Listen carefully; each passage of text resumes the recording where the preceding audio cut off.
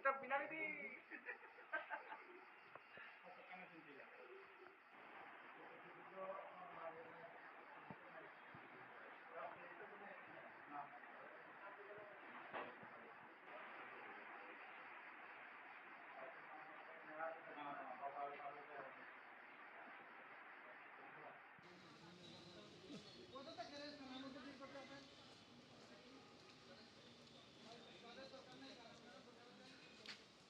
আমার মেয়ে বিকাল 4:30টার সময় মাস্টার বাড়িতে গেছিল পড়ানোর লেগে। সেজন্য আজকে তো স্যারে আজকে পড়াইছে না, বিকালে পরে আসি না, পড়াইছে না।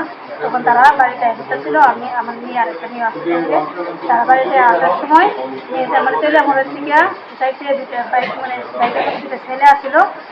মানে একটা ছেলে বলে ওই লোকের বাড়িগুলো জিজ্ঞাসা করতেছিল যে তোমরা এই সুদী সরকারি বাড়ি ছিল জিজ্ঞাসা ছিল বাইকের মধ্যে থাকতো। সামনে জায়গাটা বসে লাল তখন আবার আমার মেয়ের লোকগুলো জিজ্ঞেস তুমি ছিল কিতা করে এসে রই তারা বলছে নামটা চিনি না এটা বলছে পরে বাইকটা এরকম করে ঘুরে এসে রই আমার মেয়ে তো এসে যাচ্ছিল মায়ের এই যে পেছনের যে ছেলেটা কালো শার্ট করে রাখছে টান দিয়ে এবারে সিটটা নিচে দেখাইতেছে। এবারে সঙ্গে সঙ্গেই মানে সামনে যে একটা মানে সামনে একটা অটোওয়ালা দেখছে না এটা মানে ট্রাই করে দিচ্ছে অটো চালাক তাহলে ঠিক আছে তোমার চিন্তা নিয়ে ওখান টান্দা নিচে গা নিতে থাকা যায়। এবারে লগে লগে আরেকটা বাইক উল্লারে বলে পাঠাইছে পেছনে মানে স্পিডে বাইকটা টান দিয়েছে টান দিয়ে স্পিডে আবার তুললাম ওর দিকে আইতেছে এরকম। আপনারা চিনতে পারছেন না কারণে?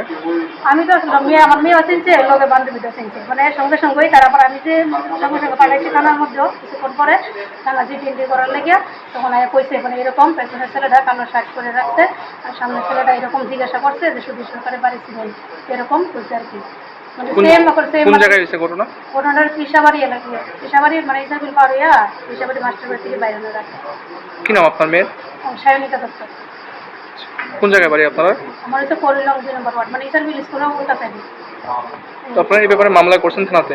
সঙ্গে সঙ্গে থানার মধ্যে ডিটেন্ডি করছি। তারপরে মানে মেয়েটা কইছো এরকম এরকম পেছনের ছেলেটা একটু সম্পন্ন করে মানে কালো শার্ট করে রাখছে আর সামনের ছেলেটা একটু মানে ফর্সা করে ওই মানে ইয়ে করে রাখছে কালো শার্ট করে রাখছে।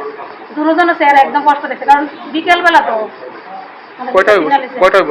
বাড়ি থেকে তো 4:30টার থেকে গেছে 4:30 থেকে 5:30টার ভিতরে ঘটনা এরকম ঘটনা হচ্ছে। আমার তো সঙ্গে সঙ্গে এদিকে লুকো ফোন করছে সঙ্গে সঙ্গে গেছি ভাইয়া তো মানে একটা ভয়ানক ধরে গেছে কিন্তু অটো ড্রাইভার একটু কথা বলে মানে একটু সাহস পাইছে আর কি।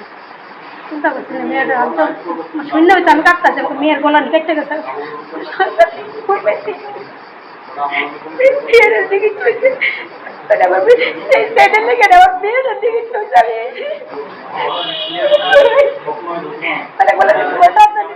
আমি পুরো সময় ট্রেনে শোন আছে বোনটা বসে 3 পয়সা একটা বগ্রাম করবো